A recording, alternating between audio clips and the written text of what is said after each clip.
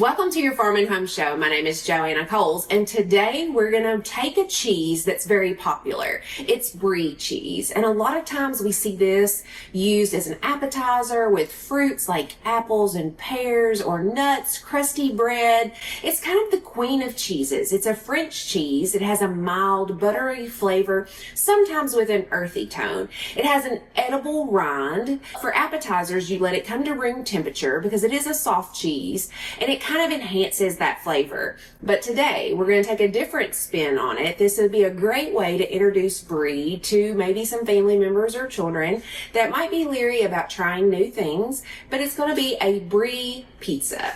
And so it's going to be super simple, great to do with your kids in the kitchen. But what we're going to do is we're going to take a refrigerated pizza dough, and you can use either one in the can or you can buy them already pre-made. But this one works better because what we're going to do is we're going to mold it around the Brie cheese and kind of make a really cheesy, great pizza.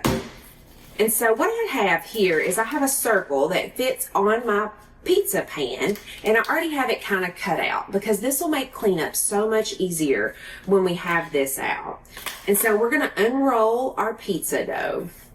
But usually they come in this rectangular shape. And what we want is we kind of want to just stretch the pizza dough out because, like I say, we're going to wrap it around this Brie. And if we have any edges kind of hanging over, we don't want so much dough that it overwhelms the Brie. I'm going to take a pizza cutter and kind of cut a circle around the edges around my parchment paper, and that kind of gives me a good guide for that. And like I say, we can use this other a little bit later. We certainly don't want to throw it away.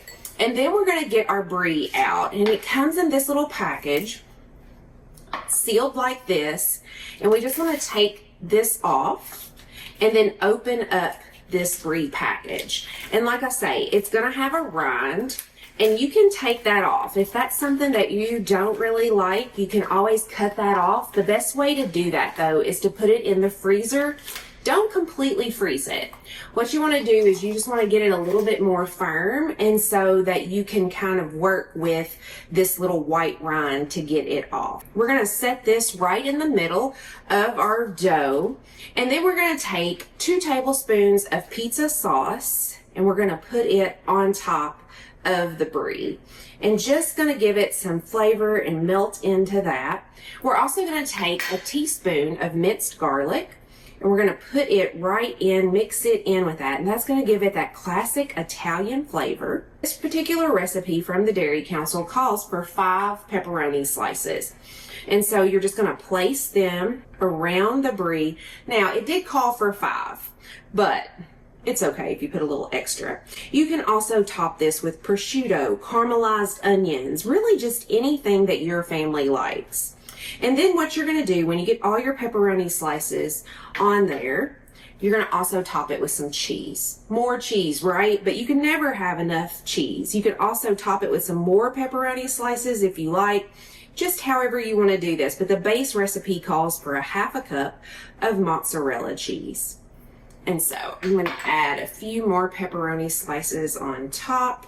And then what we're going to do is we're going to take the dough and we're going to kind of pinch it up around the Brie. And so you're going to lift this up and kind of just pinch these to where you're making a nice little hub around the Brie. Because as that Brie melts, it's going to get so delicious and gooey. This is going to kind of hold it in for us, the pizza dough is. And then once we get this form, we're going to preheat the oven to 425. We're going to place this on our baking sheet.